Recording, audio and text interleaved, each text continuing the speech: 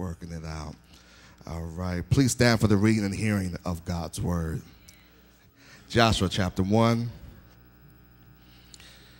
Starting at verse 1 and just follow along.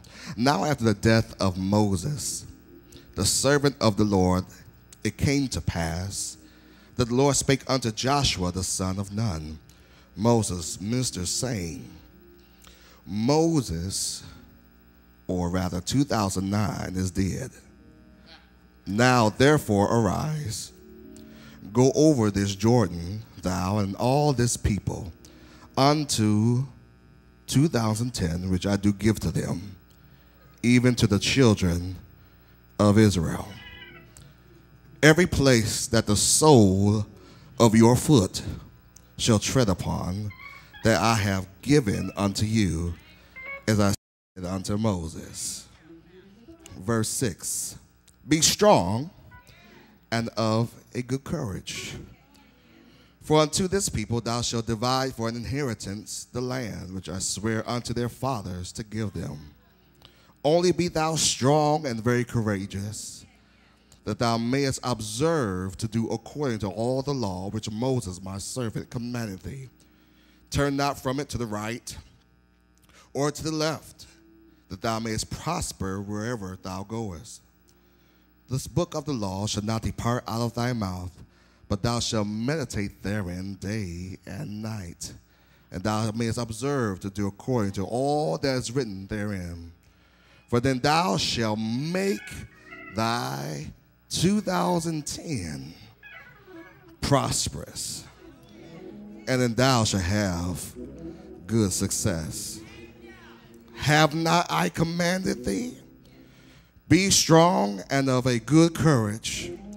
Be not afraid, neither be thou dismayed, for the Lord thy God is with thee whithersoever you go.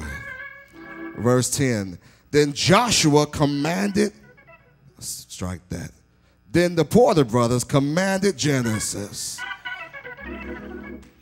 the people, saying, pass through the hosts, and command the people, saying, prepare your victuals, for within 3 days, actually 4, ye shall what? Pass over this Jordan, to go in to possess the land which the Lord your God has given you to possess it. Today we're going to talk about preparations for the crossover. Preparations for the crossover. I need you to ask 3 people, are you ready to cross over? Are you ready to cross over? Preparations for the crossover. As I heard stated by Pastor E earlier today, this is the last Sunday in 2009. And can I just stop right here and just say that God's been good to us?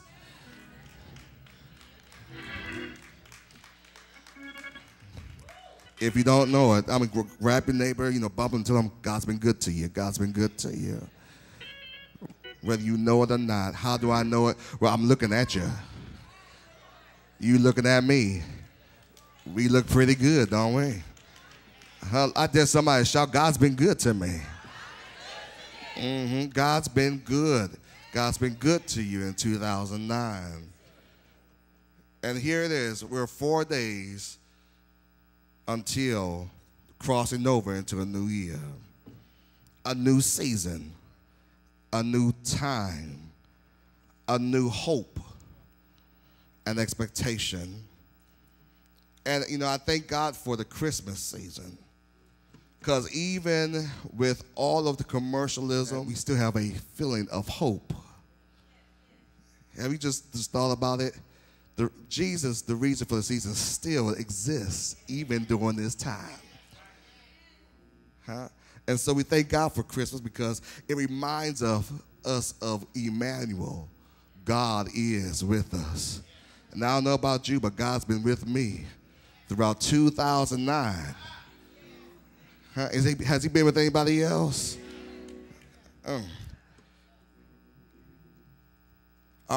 This is our hope. This is our gift.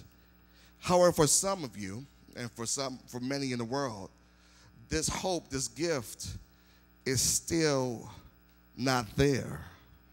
The prospect of 2010 is exciting because of what went down in 2009. And I'm telling you, you might not as well cross over unless you are prepared to cross over. Because God did not deliver you to another year, or is not going to deliver you to another year just to repeat last year. Anybody hear what I'm talking about? So you can't come in with the same mind. You can't come in with the same attitude. You cannot go in with the same disposition. Look at your neighbor. Say, neighbor, it's time to raise your game. You got to raise your faith level. You got to let go of the baggage. Let go of some people. Let me say that again. Let go of some people. You need to fire some folks out of your life. Hit the delete button on your phone on some contacts that's trying to weigh you down. I'm preaching already. You ain't saying nothing, huh? It's time to cross over. But you have to be prepared to cross over. Why? Why? Because you're closer than you think. I came all the way from New York City to let you know that you are closer than you think. And in order for you to take full advantage of crossing over this Jordan, you must realize that you're closer to your promise, you're closer to your joy, you're closer to your happiness, you're closer to everything that God promised you back in 2009, 2008, 2007, 2006, where he promised your fathers, your mothers, your grannies, your big mama, everybody. Look at your neighbor. Say, neighbor, you're closer than you think. Let me tell you something. See, people are saying, I'm just ready to get out of 2009. But I thank God for 2009. I thank God for 2009. Because 2009 taught me something that I had to first dig deep to prepare for my 2010. If anybody knows anything about construction, I've built a house, we built this building here, and the first thing that they do is lay the foundation. And what do they do by laying the foundation? They dig a big hole. Oh, you're not hearing me. They dig a big hole, and they keep on digging down. Why? Because the deeper the hole, the bigger you can build up. The deeper the hole, the taller you can build up. And what 2009 was a big old hole that God said, I'm digging deep. I'm digging deep. It was deconstruction. Oh, my God. Deconstruction. Tearing down those strongholds. Oh, look at your neighbor. I feel a construction coming on. I feel a building up coming on. But before he builds you up, he had to tear you. I got nobody in this place. Tear you down. It's a setup. It's a setup. All that hell that you went through. All that heartache that you went through. All that delay that you went through. Was for a purpose. For 2010, God's about to raise you up to a whole nother level.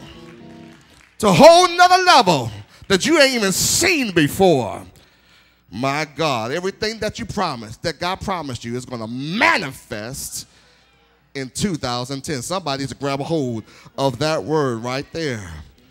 You don't need to quit. You don't need to get discouraged. You need to keep your hope alive, keep your faith strong, because you are closer than you think.